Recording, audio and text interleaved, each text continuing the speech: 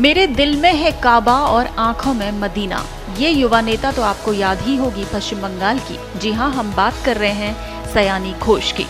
पश्चिम बंगाल की राजनीति में एक बड़ा सियासी भूचाल आता दिखाई दे रहा है। विधायक दल में बिखराव के बाद अब टीएमसी के संसदीय दल में भी टूट की खबरों ने जोर पकड़ लिया है।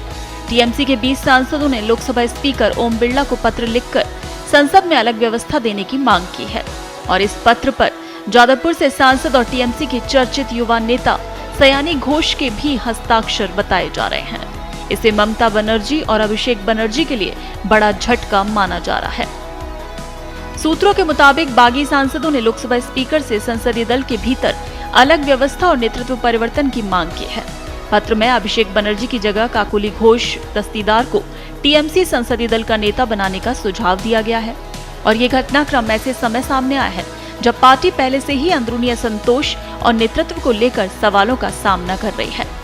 बताया जा रहा है कि पत्र पर हस्ताक्षर करने वालों में अरूप चक्रवर्ती, पार्थ भौमिक, शताब्दी रॉय, जगदीश वसुनिया, काकोली घोष दस्तीदार, प्रसून बनर्जी, कालीपदा सोरेन, श्यामला सरकार, जून मालिया, बापी हलदर, असित मल, सुवेंदु शेखर रॉय सहित कुल 20 सांसद शामिल हैं। हालांकि पार्टी की ओर से अभी तक इस मामले पर आधिकारिक प्रतिक्रिया नहीं आई है। सयानी घोष पश्चिम बंगाल की राजनीति और मनोरंजन जगत का जाना माना चेहरा है। वो एक प्रसिद्ध बंगाली अभिनेत्री, गायिका और वर्तमान में जादवपुर लोकसभा क्षेत्र से सांसद हैं। राजनीति में आने से पहले वो बांग्ला फिल्म इंडस्ट्री में काफी लोकप्रिय थी और सांस्कृतिक जगत में उनकी मजबूत पहचान थी। 2021 के विधानसभा चुनाव से ठीक पहले उन्होंने टीएमसी का दामन थामा था। ममता बनर्जी ने उन्हें आसनसोल से विधानसभा चुनाव में उतारा, लेकिन वो बीजेपी उम्मीदवार से चुनाव हार गयी। इसके बावजूद पार्टी में उनकी सक्रियता और लोकप्रियता लगातार बढ़ती गई। सयानी घोष कई बार अपने बयानों और राजनीतिक गतिविधियों को लेकर चर्चा में रहीं। बंगाल विधानसभा चुनाव प्रचार के दौरान उनका गाया गया गाना मेरे दिल में है काबा और आंखों में मदीना ये काफी विवादों में आया था। बीजेपी ने इसे मुस्लिम तुष्टीकरण करार देते हुए ममता बनर्जी पर हमला बोला था। वहीं त्रिपुरा में स्थानीय चुनावों के दौरान खेला होवे नारा लगाने को लेकर उन्हें गिरफ्तार भी किया गया था। इसके अलावा आम आदमी पार्टी छोड़कर बीजेपी में शामिल हुए नेताओं पर तंज कसते हुए उन्होंने एक चुनावी सभा में कहा था, मैं चड्डा नहीं हूं जो चड्डी बन जाऊंगी, घोष हमेशा घोष ही रहेगा। इस बयान पर बीजेपी ने कड़ी आपत्ति जताई थी। 2023 में सयानी घोष को टीएमसी की यूथ विंग का अध्यक्ष बनाया गया।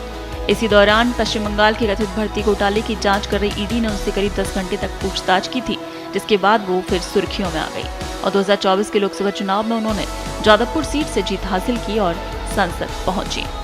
अब उन्हीं सयानी घोष का नाम बागी सांसदों की सूची में शामिल होना टीएमसी के लिए बड़ा झटका माना जा रहा है। राजनीतिक विश्लेषकों का मानना है कि ये सिर्फ व्यक्तिगत नाराजगी नहीं बल्कि पार्टी के भीतर गहरे असंतोष का संकेत है।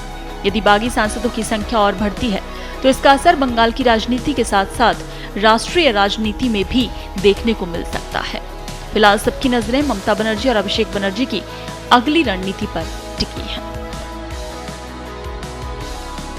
देश दुनिया की ताजा खबरें और वीडियोस के लिए अभी डाउनलोड करें पत्रिका ऐप।